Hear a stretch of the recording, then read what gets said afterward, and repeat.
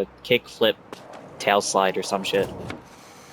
Or a switch ollie, nose blunt, that works. Alright, so first you want to press square. And then when you press square, you go to effects, and then you make sure like your barrel distortion is what you want it. Personally, I like it on 100. Vignette, that's the, like how this is, obviously, like your fisheye effect. So personally, people like it on 100 just so you know it gives it that fisheye effect, but for this, I'm not going to use it right now. Alright, now before you start messing with the keyframes, you want to crop your clip, or trim your clip to exactly where you start rolling.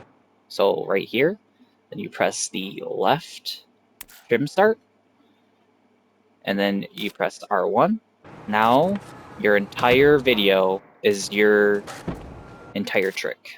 So for keyframes, now it depends how you want to film this. You could film this as a stationary camera right here and have the skater go like that, or you could, I'm recording, so like I'm trying to explain and listen to you at the same time.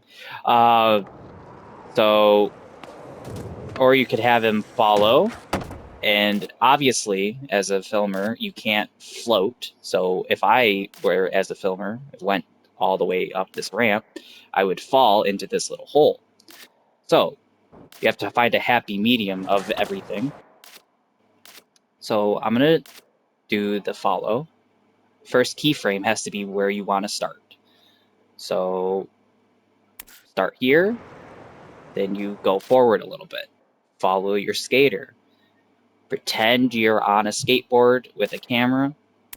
Keep following. Alright, go a little bit forward.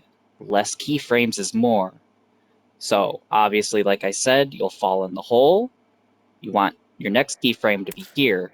Now, from now on, all you want to do is mess with the field of view as a zoom. Because now you can't move on your board because you will fall into the hole right here. So, now zoom in. Zoom out a little bit more. Update. See how that works? It's a little janky, but we can fix it.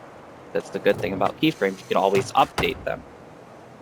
Let's do a little bit more follow and zoom. Just give it a little. See what I can do here.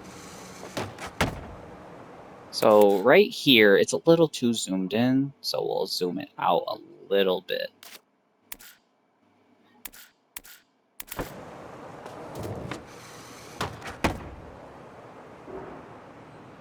And then what I like doing, and some people like doing, is dropping the camera. So that's like a kind of immersion thing where like you're dropping the camera to look at what you just filmed on the key finder on the real life camera. So see how this turned out. So right here, the skater goes completely off the camera, or off the frame. So what we want to do is we want to move left a little bit because we're kind of floating. And we want to move up, follow that skater. Like this. Now that's way smoother. Now you actually see the skater do the ollie into the nose blunt. Now one thing I will say is this can go up a little bit. So by going up, you can hold triangle and your camera will move either up, down, left, or right like this. So I want to move up a little bit just to see that trick better. Just make sure your skater's centered, and then update with the down D-pad. And that's pretty good, I think.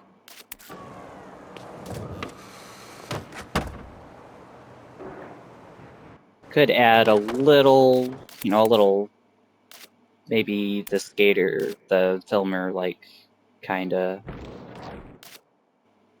backs up a little bit, maybe goes down real fast. Kind of like, you know, oh, there's a ledge there, so let's try to move kind of deal. You know, like kind of stumble a little bit, kind of get fancy with it. This might not work. I mean, yeah, see, like, he's like slowing down on his board or his feet or whatever he's on. It's kind of like stumbling, you know, a little poop right there, little poop. You know, like a, it's kind of shit. There's a ledge. Let me slow down real fast, kind of deal. All right.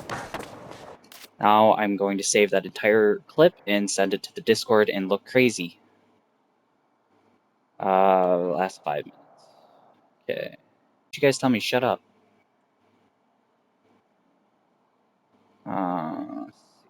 Save recent game.